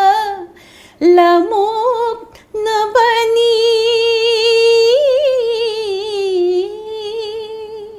ꯋꯥꯍꯪ amagi wakhalda sor bagang di osa yap nungai je sei je koi si sei je taseng namak hauji hauji su mayamna yamna pamna na singer koi gi nongna thokchari ba singer sing na su hek matau tamaga koi stage su dum khudo tambiri ase si yam nungai je hani ngai tana thaga chari oza oza koi sei je lamlan bani na tau bai sei dum tanga tambira madi yam nungai je lamlan bani khan kinang aina uruba mikup toda matam kaya haukraba tungda khalaki nangi wakhal khalaki nangi wakhal nungsiba nungsiba nungsiba nungsiba hai bai se oza masi lyrics se kanana to bigi no masi di ding jang pam thok lamlan mani di film yo rangani ko gi mechak film yo rangani masi no poga se la la la ni jang ai la la la kind of asika antara da yaw gi bani masi film gi ni mechak film gi film du su uja uba phangdri aduga isei sidi dum kauroi da bisai ngaktani mama oza koi ngasi junior singer sing sida bibining ba advice se khajitang thambiramo idi hoigi matam sangna singer ama oige mayamna yaba mayamna nungsiba mayamna pamnaba singer ama oigen khallagadi tawdaba yadaba tawdang sing singer ama oina kai kai tawgada ke habadu khajitang thambira masaigi isei se sakki haina khallagadi foundation yam darkani ko adu mana classical sa usu haibanate classical da pura magi professional oyo haibanataba classical gi background se leiraga adudagi classical sidagi sakke ba topa mayam sakpa singse loina sakpa yahre folk sakera gazal sakera adudagi western gi sakera khanau sigi pura practice se classical da oina padan nei nagragadi aduna akoigi even akoigi violent tamma matam da koya sum haineba isei khara haitaba yadi adu recording sama oi matam da isei haba music se masina akoigi keno se any mana taru khuding da instrument bu paigera sakpu sakera se practice se masi akoigi raga se honanba aduga akoigi kana punam artist punam ki sei da se isei tarak kun khatang phabada ma train na dum oidoram masai training dum oidor ni idi aigi composition adagi tama pari composition adagi ichegi asmaina mai composition leidi myam se asida honaraga badi angang pimcham sakadoise ma aigi technique se ma khar phajana saieba ai tare ate su myam loi tayeba bidamani ma phajana saieba foundation su leibata ba foundation leiraga jo hona bataba ye ngasai gi feeling asidi hoi machine na taw ya ponte ba ko atei di recording tawda tanja dra bhaw sur kair bhawda machine na to semtok chin tawraga jiti amna kano di amna advance oire ba recording technique matam si boba aduna ngasai feeling sidi manung dagi thamoi de puthoraka do ni do aduna masigi feeling sidi masagi yaujarakpa magtai masidi machine naga hapsan be yaba pona teba adu ngasai manung yoksana sur ta daba sakpadi amasu se ngasai gi kachin kwe yo baido madu ngasai gi classical gi base leraga madudagi mamuna taraga madu kachin kwe se kadai yori no ido adu feeling samaga loina na wahi wata duda phongdokpa phudokpa ngamba si ne ba yam dakar wena habiris yam nungai jo ahoigi all india radio sida hoji phawbadi ozagi sei se kaya mukadi ꯂꯩꯕꯤꯈ꯭ꯔꯦ sir ꯃꯁꯤꯡꯒꯗꯤ ꯈꯪꯕ ꯉꯝꯗ꯭ꯔꯦ ꯑꯗꯣ ꯑꯗꯨꯛꯀꯤ ꯃꯇꯤꯛ ꯍꯤꯟꯗꯤꯁꯨ ꯌꯥꯝꯈ꯭ꯔꯦ ꯁꯛꯈꯤ ꯑꯥ ꯃꯩꯇꯩꯔꯣꯟꯁꯨ ꯃꯌꯥꯝꯁꯦ ꯌꯥꯝꯅ ꯍꯤꯁꯥꯞꯁꯨ ꯂꯩꯇꯦ ꯑꯩꯈꯣꯏꯗꯤ ꯁꯛꯈꯤꯕꯁꯤꯡꯁꯦ ꯑꯩꯅ ꯅꯤꯡꯁꯤꯡꯗ꯭ꯔꯕ ꯏꯁꯩꯒꯁꯨ ꯑꯗꯨꯝ ꯈꯣꯡꯉꯛꯄ ꯌꯥꯎꯏꯀꯣ ꯑꯗꯣ ꯑꯁꯤꯗꯤ ꯑꯩꯅ ꯁꯛꯈꯤꯕꯅꯤꯅ ꯑꯗꯨꯅ ꯑꯩꯗꯤ ꯊꯣꯏꯅ ꯈꯪꯗ꯭ꯔꯦ ꯀꯌꯥ ꯌꯥꯝ ꯁꯛꯈꯤꯕꯗꯤ ꯁꯛꯄꯗꯤ ꯃꯤꯔꯣꯟꯗꯁꯨ ꯑꯁꯥꯃꯤꯁ ꯃꯌꯥꯝ ꯁꯛꯑꯦꯀꯣ ꯑꯩꯈꯣꯏꯒꯤ ꯒꯨꯋꯥꯍꯥꯇꯤꯁꯨ ꯍꯧꯖꯤꯛ ꯍꯧꯖꯤꯛ ꯈꯣꯡꯉꯦꯕ ꯍꯧꯖꯤꯛ ꯑꯩꯈꯣꯏꯒꯤ ꯏꯁꯩ ꯑꯩꯒꯤ किनु परुपा आसामीनिको तुमी आई ओखोमी वारी लेखिबने अखोय मणिपुरगी राजकुमारीना आसामदा ओंगिबगी अदुगी मरमदा इरगा मोइना आइसे सानमनेबा तुमी आई ओखोमेदी इमा आसामगी इमा काइन पलगा हाइबा वाहिनेबा किनु oporupaga tumi ay ohomi gaise asi gasi saki mayam saki ko adagi gujarati da hairaga धीरे धीरे धीरे धीरे सरतिया रूपेणी रात माँ मनिगम तो कातारो संगात रे मनिगम तो तारो संगात रे धीरे धीरे असिना गुजराती मरोदा ओजा याम नुंगाइजे ओजा बे इसै से खोइ कि ओजाना पामजबा इसै खुसक से मौंग से करम बने हेना पामबी ओजागी सागी ओइनदि इसागी ओइनदिने अइना पामे हाइरगसु अइना अइबमदि नतबनिना को इसाइबदि अखोइगी कुलंग इसाइसु जुम पामी क्लासिकल सु पामी अदुबो अइना सक्जरिबा अइगी सब्जेक्ट से असिदा ओइना तौदोरिबनिना अइना ngसाइगी मयक इरकबा मिसिना पोरेबा मयकसे असिगे मतुंगिना सुरसे थोलकपसे मसिदा कोइदि इमा लोनजि मेते लोननिना मसिगी सैसे चानाबसे कोइना इंडियन क्लासिकल तमुबने खजितंग ओरसु क्लासिकल गी बेसे हापनिंगी अदो मयक मयक दुदा सु लेरिको अदिगी ngसाइगी कौजै नंगबु अइना वृंदावन सारंग राग त पानबने हो चानबा कौजै नंगबु अइना हो चानबा असने पूरा राग द बेस ओरेको दें गजल स्टाइल त मुहारगा अहिबम सामसु याम पामजगी बेसैनेबा मसी इसेसे हजिकी मयकसे अइ रेकॉर्डिंग लाक न फमरिने बाबी सकपा इसेसे मसी इसेसे मदे याम पामजगरे ना लिरी शिटपा से मयक से मतुंगिना सुरदो अइना हापनिंगबदो लिरी शिटपा लिरी लिरी लिरी शिटपा लिरी लिरी शिटपा अयुके मालंगदा नपाव हंगलुई अइना ततना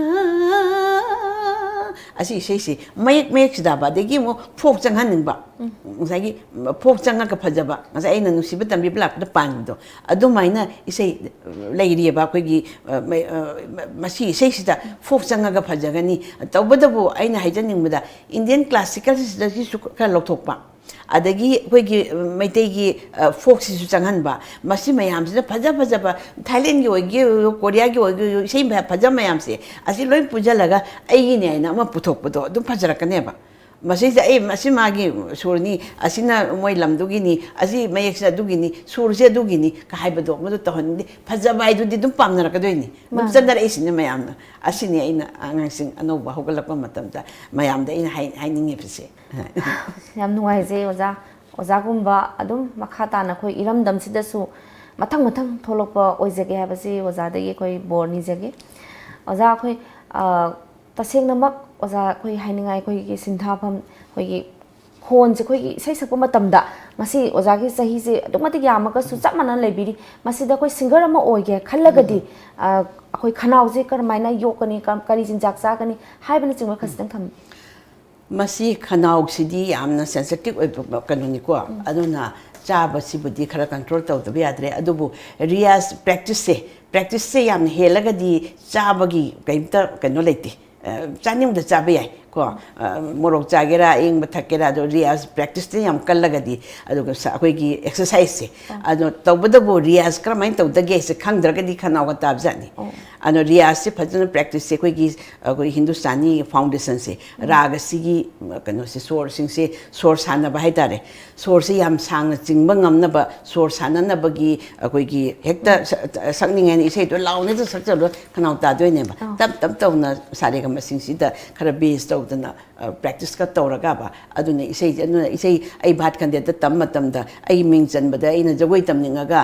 ise na isei tam na phane na mayam se hainar ba dagi isei se yakti pamam da bane ba ise na nam na ise ta holle ba isei aurai halle ba same class or ga su adu man adu main taw da isei ai si an jahi jam su ra bhaw da sakpa ya dorimni jagoi si yam kuin sa ba ngamoi haidna adu main taw na isei se ai isei si da hona gi bane ba asini isei se riaz leraga practice leraga khanau gi exercise hai dare akoi hek pa khop si khanau hakjang da su tawri da na yoga tawri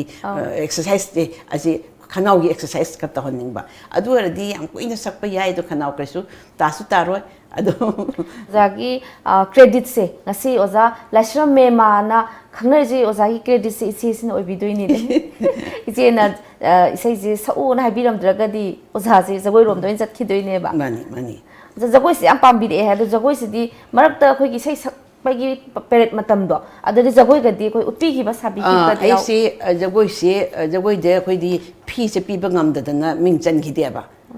lupa ahum lupa manga sineba 1960 da jagoi kathak siam na pamba yakna adai da ming chan phang da na ai se class ta punga ma pandi lepa yenge ba isegi class wa lingi ta admai yenga ga tam gi badu dagi ai se ojas na kauraga sahan na haigadra kan tor sahal le bai se adu dagi se direct ai hakse kano third years thaya ba private na bisara thares mai toraga manipur gida ahan boina ai se first class first all india da merit list ga ming yorpa madu matam da ai koi sanai be ma wangosna rubragi adagi mayam sinbira ga toraga isei su tawi di jagoi si kathak ki jagoi se ayang area theater da ahan ba kathak ki jagoi se sa hi ba mai tau hi kara za khoi makha satha zara poina khoi jana su takpiri khoi tasena khoi ge iram dama sida art and culture se khoi professional lawba yaragatra hojik se yadragadi khoi manipur government da haibiningba thambiningba wafam leiragadi phongdok pe tanja si lawbiyo karigi yada da ge hoji hogolai ba ngang sin si yam trainer ngakta ni moina saklai ba sei sin se mazui zaina nongai tabam je lai da khoi isei sin si da sur sin se phaja sur gudi yam hape ko music sin si da aina ta da ba khara phange ba basi gum batarak ta ba guitar ngakta na electronic bombay da su hoji chatna ba hairse isei matam du chatna ri ba composition do maduna dum tabla ga su tokna re ba mani ada su bombay da su sitar ga de gi violin ga si mi chani jahum lelam ni adegi sitar ga nam bo pona mayam si chatna ra min recording gi ado urak tre ba kari gi noi da ngasai gi mayam na pam na bai matung ina sum tau gi na matom na dum tokja gi doi ne ba pam bai matung ina majai da asi bandhana asi madu yahon ba phai yahon phate kai na masi tau ba se phajaba du dim loksan se ba aikoi mapangi orsu aikoi ge ma puthok taraga su phajabai sidi adum asigi keno leite ba ko jat bija dharma leitre ko nusiba phajabai si sur da khangde adegi isegi composition da khangde adu huji angang singsi panare e sur du phajab pale adu lasting oide ba ko tham chala ma chana de ba adu huji ichen ma hai ba nangi sei mayam do ai di kuina se leitramina nangi sei singdu na ne mayam competition da yam sakni sine ba kidan classic oi ba kidan koi gi kanoi ba hai tare kidan sei du da magun hai tare ko kanau gi technique lei ba dugum ba sei do adu ngak ta na competition da ka sakni hai ba adu na mayam se yam na phaba ngak ta ni pithorok ba ngak ta ni iswar da koi lam si da di lei ri ba mi si se ayam ba na i si da art and culture se yaw sila bane ba maduda magi ngasai phau hai ba adagi khoi pithorok pa yaw sita amuka mo training do tor aga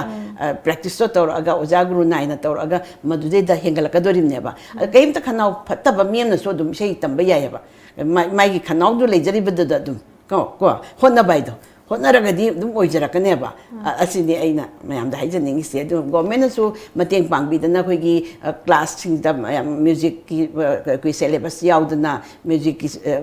subject ꯑꯃ ꯍꯥꯞꯇꯅ ꯈꯣꯠꯇꯅ ꯍꯧꯖꯤꯛ ꯇꯧꯔꯝꯕ ꯌꯥꯔꯦ ꯍꯧꯖꯤꯛ ꯀꯨꯏꯅ ꯂꯩꯇ꯭ꯔꯕꯅꯤ나 ꯈꯪꯕ ꯉꯝꯗ꯭ꯔꯦꯕ ꯑꯗꯨ ꯐꯖꯅ ꯑꯉꯥꯡꯁꯤꯡ ꯍꯣꯠꯅꯔꯤꯕ ꯃꯌꯥꯝꯁꯦ ꯑꯁꯤꯒꯤ ꯃꯐꯝ ꯑꯃ ꯂꯩꯗꯅ ꯁꯦꯟꯗꯥꯟꯐꯝ ꯂꯝꯕꯤ ꯍꯧꯖꯤꯛꯇꯤ ꯑꯣꯏꯔꯛꯑꯦ ꯐꯤꯂꯝꯗ ꯈꯪꯗꯦ ꯀꯩ ꯈꯪꯗꯦ ꯄꯩꯁꯥꯁꯦ ꯈꯔ ꯐꯪꯅꯔꯛꯑꯦꯕ ꯀꯣ ꯑꯗꯨ ꯑꯗꯨꯃꯥꯏꯅ ꯇꯧꯗꯅ ꯁꯔꯀꯥꯔꯅꯁꯨ ꯏꯁꯩꯒꯤ ꯑꯣꯏꯕꯁꯤꯡꯁꯤꯗ ꯈꯔ ꯆꯥꯎꯈꯠꯅꯕ ꯍꯣꯠꯅꯕꯤꯔꯒꯗꯤ ꯍꯣꯠꯅꯔꯛꯑꯦ ꯍꯧꯖꯤꯛ ꯀꯩꯅꯣ ꯑꯩꯈꯣꯏꯒꯤ ꯌꯨꯅꯤꯚꯔꯁꯤꯇꯤꯗꯁꯨ ꯏꯁꯩꯒꯤꯗꯃꯛꯇ ꯗꯤꯄꯥꯔꯠꯃꯦꯟ ꯐꯖ ꯍꯥꯡ ꯈꯣꯠꯇꯅ ꯂꯩꯔꯦ ꯃꯌꯥꯝꯁꯤꯒꯤ ꯃꯐꯝ ꯂꯩꯔꯦꯕ ꯑꯁꯤꯅ ꯆꯥꯕ ꯌꯥꯕꯒꯤ ꯃꯐꯝꯁꯦ ꯑꯣꯏꯔꯛꯄꯁꯤ ꯌꯥꯝ ꯅꯨꯡꯉꯥꯏꯕꯩ ꯋꯥꯅꯤ ꯃꯥꯅꯦ ꯑꯣꯖꯥ ꯌꯥꯝ ꯅꯨꯡꯉꯥꯏꯖꯩ ꯑꯣꯖꯥ ꯑꯗꯩ ꯍꯧꯖꯤꯛ ꯃꯇꯝꯗꯨꯒ ꯍꯧꯖꯤꯛꯀ ꯈꯦꯠꯅꯕꯒꯤ ꯑꯍꯣꯡꯕ ꯂꯥꯛꯄꯒꯤ ꯃꯇꯨꯡ ꯏꯟꯅ ꯉꯁꯤ ꯑꯩꯈꯣꯏꯒꯤ ꯏꯔꯝꯗꯝꯒꯤ ꯁꯤꯡꯒꯔ ꯑꯣꯏꯔꯣ ꯑꯥꯔꯇꯤꯁ ꯑꯣꯏꯔꯣ ꯑꯗꯒꯤ ꯂꯤꯂꯥ ꯐꯤꯜ ꯈꯨꯗꯤꯡꯃꯛꯀꯤ ꯑꯥꯔꯠꯀꯤ ꯂꯝꯗ ꯂꯩꯔꯤꯕ ꯈꯨꯗꯤꯡꯃꯛꯁꯦ ꯍꯤꯡꯕ ꯉꯝꯖꯕꯒꯤ ꯂꯝꯕꯤꯁꯤꯁꯨ ꯑꯗꯨꯝ ꯂꯥꯛꯂꯦ ꯍꯥꯏꯅ ꯇꯥꯛꯄꯤꯔꯤ ꯂꯥꯛꯂꯦ ꯌꯥꯝ ꯅꯨꯡꯉꯥꯏꯖꯩ ꯑꯣꯖꯥ ꯑꯗꯣ ꯑꯣꯖꯥ ꯑꯩꯈꯣꯏ ꯑꯔꯣꯏꯕ ꯑꯣꯏꯅꯀꯣ ꯏꯁꯩ ꯑꯣꯖꯥꯗꯒꯤ ꯇꯥꯖꯅꯤꯡꯕ ꯑꯃꯈꯛ ꯆꯤꯊꯔ ꯂꯩꯖꯍꯧꯔꯦ ꯑꯩꯈꯣꯏꯒꯤ ꯑꯩꯕꯨ ꯑꯃꯨꯛꯇ ꯀꯧꯔꯝꯃꯨ ꯍꯥꯏꯕ ꯏꯁꯩꯗꯣ ꯑꯃꯨꯛꯇꯪꯒ ꯈꯨꯗꯣꯜ ꯇꯝꯕꯤꯒꯗ꯭ꯔꯥ ꯑꯁꯤ ꯏꯁꯩꯁꯤꯁꯨ ꯑꯩꯈꯣꯏꯒꯤ ꯇꯥꯃꯣꯖꯦꯟꯇꯅ ꯏꯕꯅꯤ ꯑꯩꯕꯨ ꯑꯃꯨꯛꯇ ꯀꯧꯔꯝꯃꯨ ꯀꯧꯅꯤꯡꯗ꯭ꯔꯕ ꯅꯆꯤꯟꯅ ꯍꯟꯅ ꯑꯃꯨꯛ ꯑꯁꯤꯒꯤ ꯏꯁꯩꯁꯤꯅꯦꯕꯀꯣ ꯑꯗꯒꯤ ꯑꯗꯨꯒꯤ ꯃꯃꯥꯡꯗ ꯑꯩꯈꯣꯏꯒꯤ ꯃꯄꯥꯟꯂꯣꯝꯗ ꯒꯖꯜꯒ ꯇꯧꯕꯗ ꯁꯦꯔ ꯍꯥꯏꯕ ꯀꯥꯏꯅ ꯂꯩꯗꯥꯏ ꯃꯇꯦꯛ ꯈꯤꯇꯪꯒ ꯑꯩꯈꯣꯏꯒꯤ ꯀꯕꯤꯇꯥꯗꯧꯅ ꯍꯥꯏꯕꯗꯣ ꯑꯗꯣ ꯑꯩ ꯏꯄꯨꯔꯣꯏꯕꯁꯤꯅ ꯇꯥꯃꯣꯖꯦꯟꯇꯗꯒꯤ ꯑꯌꯥꯕ ꯂꯧꯔꯒ ꯑꯁꯤꯒꯤ ꯃꯌꯦꯛ ꯂꯥꯏꯟ ꯑꯅꯤꯈꯛꯇꯪ ꯃꯥꯁꯛꯍꯟꯒꯦ ꯌꯥꯅꯤ ꯍꯥꯏꯔꯛꯑꯣ ꯍꯥꯏꯅ ꯃꯥꯅ ꯇꯧꯔꯒ ꯑꯩꯅ ꯂꯥꯏꯟ ꯑꯅꯤꯈꯛ ꯏꯁꯩ ꯇꯥꯜ ꯂꯣꯏ ꯌꯥꯎꯗ꯭ꯔꯤꯉꯩꯗ ꯊꯃꯣꯏꯒꯤ ꯃꯃꯤꯗꯤ ꯃꯥꯅ ꯏꯕꯅꯤ ꯃꯥꯏꯊꯣꯡꯗ ꯇꯥꯕꯅꯤ ꯃꯥꯏꯊꯣꯡ ꯑꯣꯜꯂꯕꯗꯤ ꯊꯃꯣꯏ ꯑꯣꯜꯂꯦ ꯍꯥꯏꯅꯈꯤꯅꯤ ꯑꯩꯕꯨ ꯑꯃꯨꯛꯇ ꯀꯧꯔꯝꯃꯨ ꯀꯧꯅꯤꯡꯗ꯭ꯔꯕ ꯅꯆꯤꯟꯅ ꯀꯔꯝ ꯂꯦꯜꯂꯤ ꯍꯪꯂꯝꯃꯨ ꯀꯔꯝ ꯂꯦꯜꯂꯤ ꯍꯪꯂꯝꯃꯨ ꯃꯔꯨꯞ ꯑꯣꯏꯕꯩ ꯍꯧꯅꯁꯥ ꯃꯔꯨꯞ ꯑꯣꯏꯕꯩ ꯍꯧꯅꯁꯥ ꯑꯩꯕꯨ ꯑꯃꯨꯛꯇ ꯀꯧꯔꯝꯃꯨ ꯀꯧꯅꯤꯡꯗ꯭ꯔꯕ ꯅꯆꯤꯟꯅ ꯑꯣꯖꯥꯕꯨ ꯑꯩꯈꯣꯏ ꯍꯟꯗꯛꯀꯤ ꯃꯄꯣꯛꯁꯤꯃꯒꯤ ꯑꯣꯏꯅꯗꯤ ꯑꯣꯖꯥ ꯅꯆꯥꯏꯅꯗꯤ ꯉꯁꯤꯒꯤ ꯃꯤꯀꯨꯞꯁꯦ ꯀꯥꯎꯖꯔꯔꯣꯏ ꯍꯥꯏꯅꯤꯡꯉꯥꯏ ꯂꯩꯇꯅ ꯑꯩꯒꯤꯁꯨ ꯈ꯭ꯋꯥꯏꯗꯒꯤ ꯂꯥꯏꯕꯛ ꯐꯕꯅꯤ ꯍꯥꯏꯕꯁꯤ ꯑꯩ ꯊꯝꯖꯒꯦ ꯇꯣꯝ ꯇꯤꯚꯤ ꯊꯦꯡꯛ ꯌꯨ ꯑꯩ ꯑꯣꯖꯥꯒ ꯑꯩꯒꯤ ꯄꯤꯛꯂꯤꯉꯩꯒꯤ ꯑꯩꯒꯤ ꯗ꯭ꯔꯤꯝ ꯉꯁꯤ ꯋꯥꯔꯤ ꯁꯥꯟꯅꯕ ꯐꯪꯖꯕꯁꯦ ꯑꯗꯨꯛꯀꯤ ꯃꯇꯤꯛ ꯅꯨꯡꯉꯥꯏꯖꯩ ꯑꯣꯖꯥ ꯑꯩꯈꯣꯏ ꯑꯔꯣꯏꯕ ꯑꯣꯏꯅ ꯇꯣꯝ ꯇꯤꯚꯤꯁꯦ ꯑꯩꯈꯣꯏꯒꯤ ꯃꯅꯤꯄꯨꯔꯒꯤ ꯐꯥꯔꯁ ꯄ꯭ꯔꯥꯏꯚꯦꯠ ꯁꯦꯇꯦꯂꯥꯏꯠ ꯆꯦꯅꯦꯜꯅꯤ ꯇꯥꯇꯥ ꯁ꯭ꯀꯥꯏꯗ 1973 42 ꯀꯟꯇ꯭ꯔꯤ ꯌꯦꯡꯕ ꯐꯪꯕꯤꯔꯤ ꯑꯩꯈꯣꯏ ꯃꯁꯤꯒꯤ ꯃꯇꯥꯡꯗ ꯑꯩꯈꯣꯏ ꯑꯦज ꯑ ꯁꯦꯅꯤꯌꯔ ꯁꯤꯡꯒꯔ ꯑꯃ ꯑꯣꯏꯅ ꯀꯔꯤ ꯐꯥꯎꯕꯤ ꯑꯩꯗꯤ ꯑꯩꯈꯣꯏꯅ ꯂꯩꯔꯛꯇꯕ ꯃꯇꯝꯗꯨꯗ ꯑꯩꯈꯣꯏꯅ ꯍꯧꯔꯛꯄ ꯃꯇꯝꯗꯨꯗ ꯑꯁꯤꯒꯨꯝꯕꯁꯦ ꯂꯩꯔꯝꯗꯦꯀꯣ ꯑꯗꯩ ꯈꯔ ꯂꯩꯔꯒ ꯀꯣꯟꯅ ꯑꯇꯣꯞꯄ ꯆꯦꯅꯦꯜ ꯑꯃ ISTVꯅ ꯂꯥꯛꯑꯦꯀꯣ ꯑꯗꯒꯤ ꯑꯁꯤꯒꯤ ꯑꯃꯨꯛ ꯃꯌꯥꯝꯁꯤꯒꯤ ꯂꯝ ꯑꯇꯣꯞ ꯑꯇꯣꯞꯄꯗ ꯏꯚꯟ ꯐꯣꯔꯦꯟꯗ ꯂꯩꯕ ꯈꯣꯠꯄ ꯑꯉꯥꯡꯁꯤꯡꯁꯨ ꯇꯥꯕ ꯌꯥꯕꯒꯤ ꯑꯁꯤꯒꯨꯝꯕ ꯇꯧꯔꯛꯄꯁꯤꯗ ꯀꯌꯥꯝ ꯅꯨꯡꯉꯥꯏꯕ ꯐꯥꯎꯈꯤ ꯑꯩ ꯏꯁꯥꯗ ꯌꯥꯝ ꯐꯖꯕ ꯌꯥꯝꯅ ꯃꯊꯪ ꯌꯥꯝ ꯄ꯭ꯔꯣꯒ꯭ꯔꯦꯁ ꯑꯣꯏꯒꯠꯂꯛꯏ ꯑꯩꯈꯣꯏ ꯏꯝꯐꯥꯜꯗ ꯇꯧꯔꯛꯏꯁꯤꯗꯤ ꯍꯥꯏꯕꯁꯤꯒꯤ ꯑꯩꯈꯣꯏ ꯑꯇꯩ ꯃꯌꯥꯡꯁꯤꯡꯗꯒ ꯆꯥꯎꯊꯣꯛ ꯆꯪꯅꯤꯡꯕ ꯑꯃꯈꯛ ꯂꯩꯌꯦꯕ ꯋꯥꯔꯤ ꯁꯥꯟꯅꯩꯌꯦꯕ ꯑꯩꯈꯣꯏꯅ ꯑꯩꯈꯣꯏꯗꯤ ꯁꯤ ꯇꯣꯝ ꯇꯤꯚꯤ ꯀꯥꯏꯅ ꯇꯣꯝ ꯇꯥꯏꯝꯁ ꯍꯥꯏꯅ ꯂꯩꯔꯤꯁꯤ ꯑꯁꯤꯒꯁꯤ ꯌꯦꯡꯉꯨ ꯈꯣꯠꯂꯨ ꯀꯥꯏꯅ ꯃꯌꯥꯝꯅꯁꯨ ꯑꯗꯨꯝ ꯍꯥꯏꯌꯦꯕ ꯃꯌꯥꯝꯁꯨ ꯇꯥꯔꯛꯑꯦꯕ ꯑꯗꯨꯅꯤ ꯌꯥꯝ ꯅꯨꯡꯉꯥꯏꯕ ꯍꯥꯏꯕꯨ ꯑꯁꯤꯅꯤ ꯑꯩ ꯀꯞꯅꯤꯡꯉꯦ ꯑꯩꯈꯣꯏ ꯃꯅꯤꯄꯨꯔꯁꯤꯗ ꯆꯥꯎꯈꯠꯂꯛꯏꯕ ꯃꯌꯥꯝꯁꯦ ꯑꯩꯈꯣꯏꯅ ꯇꯧꯕ ꯃꯇꯝꯗ ꯀꯔꯤꯝꯇ ꯂꯩꯔꯝꯗꯕ ꯍꯧꯖꯤꯛꯅ ꯀꯌꯥ ꯌꯥꯝꯅ ꯑꯉꯥꯡꯁꯤꯡꯁꯨ ꯊꯣꯛꯂꯛꯑꯦ ꯐꯖ ꯁꯛꯄ ꯊꯣꯛꯂꯛꯑꯦ ꯐꯖꯅ ꯑꯦꯛꯇꯤꯡ ꯇꯧꯕ ꯊꯣꯛꯂꯛꯑꯦ ꯑꯗꯨꯛꯀꯤ ꯃꯇꯤꯛ ꯄꯦꯟꯈꯔꯦ ꯌꯥꯝ ꯅꯨꯡꯉꯥꯏꯖꯩ ꯑꯣꯖꯥ ꯑꯩꯈꯣꯏ ꯏꯁꯥꯒꯤ ꯍꯧꯖꯤꯛ ꯆꯍꯤꯁꯨ 70 ꯃꯨꯛ ꯁꯨꯕꯤꯔꯦ ꯇꯥꯛꯄꯤꯔꯤ 70 ꯍꯦꯜꯂꯤ 70 ꯍꯦꯜꯂꯦ 70 ꯍꯦꯜꯂꯤ ꯑꯦꯛꯖꯦꯛꯁꯦ 70 ꯀꯌꯥ ꯁꯨꯕꯤꯔꯣ ꯑꯦꯛꯖꯦꯛ ꯑꯩꯈꯣꯏꯒꯤ ꯄꯣꯛꯄꯕꯨꯗꯤꯀꯣ 1948 ꯄꯣꯛꯄ ꯑꯗꯨꯒ 70 ꯑꯣꯏꯔꯒꯁꯨ ꯑꯩꯈꯣꯏꯒꯤ ꯆꯍꯤꯒꯤ ꯊꯥ ꯑꯍꯨꯝ ꯍꯦꯟꯒꯠꯄ ꯑꯃ ꯂꯩꯗꯥꯏ ꯑꯩꯈꯣꯏꯒꯤ ꯑꯗꯨꯒꯨꯝꯕ ꯄꯥꯔꯨꯔꯒꯗꯤ 71 ꯄ꯭ꯂꯁ ꯑꯣꯏꯔꯛꯑꯕꯅꯤ ꯑꯩꯁꯦ ꯁꯤꯐꯥꯎꯗ ꯑꯩꯈꯣꯏ ꯀꯔꯤꯝꯇ ꯑꯍꯣꯡꯕ ꯂꯩꯇ꯭ꯔꯦ ꯑꯗꯣ ꯏꯁꯥꯒꯤ ꯆꯍꯤ ꯀꯌꯥ ꯐꯥꯎꯕꯗꯤ ꯏꯁꯩꯁꯤ ꯑꯩꯈꯣꯏ ꯈꯨꯗꯣꯜ ꯇꯝꯕꯤꯒꯅꯤ ꯍꯥꯏꯕꯁꯦ ꯑꯩꯈꯣꯏ ꯄꯨꯝꯅꯃꯛꯅ ꯈꯟꯖꯍꯧꯒꯦ ꯍꯤꯡꯉꯤꯐꯥꯎꯗꯤ ꯁꯛꯄ ꯉꯝꯒꯗ꯭ꯔꯥ ꯍꯥꯏꯅ ꯈꯜꯂꯤꯀꯣ ꯏꯁꯣꯔꯅ ꯆꯥꯟꯕꯤꯔꯒ ꯅꯥꯗ ꯌꯦꯛꯇ꯭ꯔꯒꯗꯤ ꯑꯗꯨꯅ ꯈꯔ ꯑꯗꯨꯝ ꯑꯩꯈꯣꯏꯒꯤ ꯏꯃꯨꯡ ꯃꯅꯨꯡꯁꯤꯁꯨ ꯏꯁꯩꯒꯤ